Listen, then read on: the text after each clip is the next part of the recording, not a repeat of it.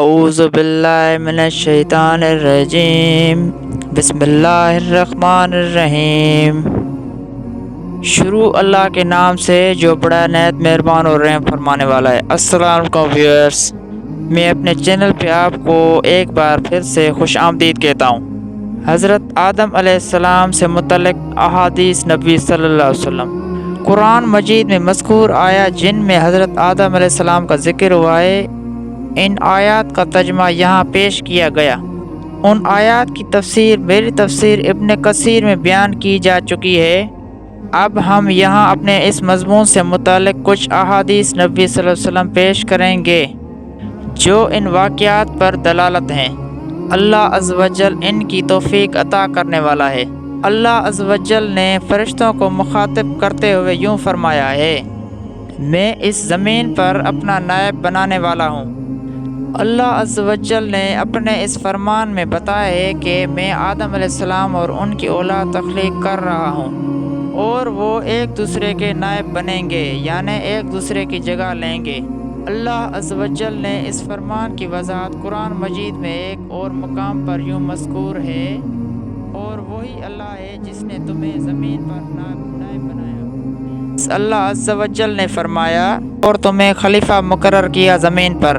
اللہ عز و جل نے اپنے اس فرمان کے ذریعے حضرت آدم علیہ السلام اور ان کی اولاد کی پیدائش کا اعلان یوں کیا جس کی طرح کسی اہم واقعہ کے ظہور سے قبل اس کی اطلاع دی جاتی ہے۔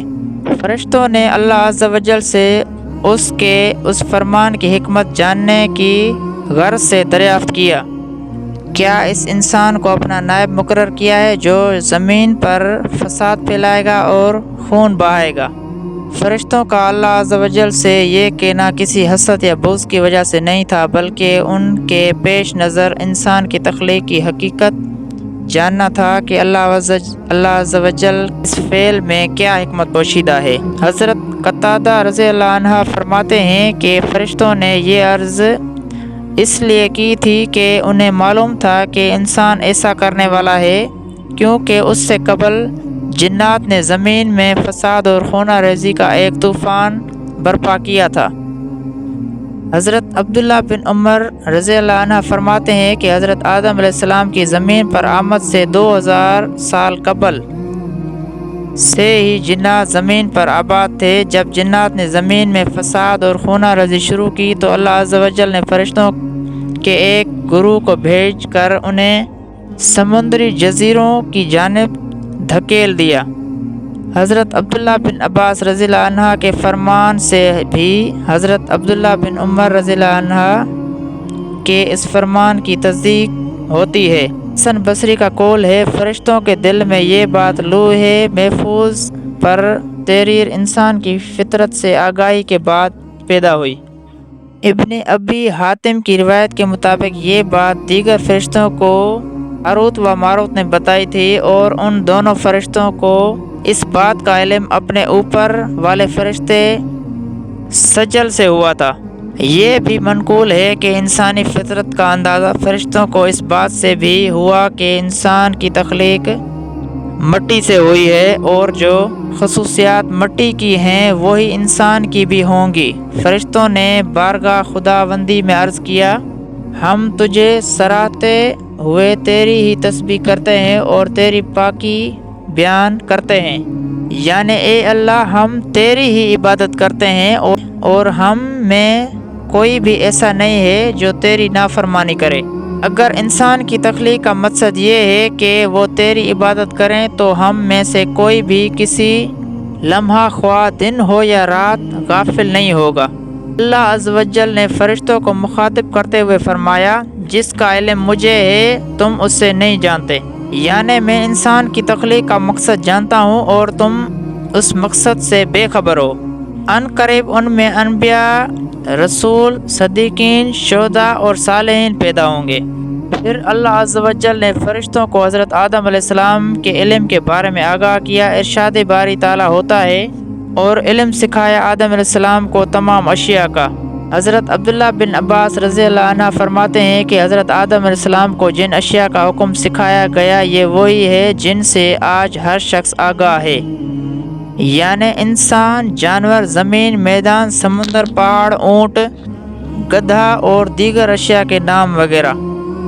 حضرت مجاہد رحمۃ اللہ علیہ فرماتے ہیں کہ حضرت آدم علیہ السلام کو ہر چیز کے نام سکھائے گئے، پیالہ و تقدیر سے لے کر انسانی عوارض کی بنا پر خارج ہونے والی ری تک، خواہ آواز کے ساتھ ہو یا بغیر آواز کے ہو۔ سعید بن جبیر رحمۃ اللہ علیہ اور حضرت قتادہ رحمۃ اللہ علیہ وغیرہ نے بھی اسی قول کو نقل کیا ہے۔ حضرت ربی رحمۃ اللہ علیہ کا قول ہے کہ حضرت آدم علیہ السلام کو ملائکہ کے اسم مبارک سکھائے گئے تھے۔ حضرت عبد الرحمن بن زید رحمۃ اللہ علیہ کا قول ہے کہ حضرت آدم علیہ السلام کو ان کی اولاد کے نام بتائے گئے تھے، اور صحیح یہ ہے کہ اللہ عز و جل نے حضرت آدم علیہ السلام کو ہر چھوٹی بڑی چیز کا علم عطا کیا، اور حضرت عبداللہ بن عباسی رضی اللہ عنہ کا اشارہ بھی اسی جانب ہے۔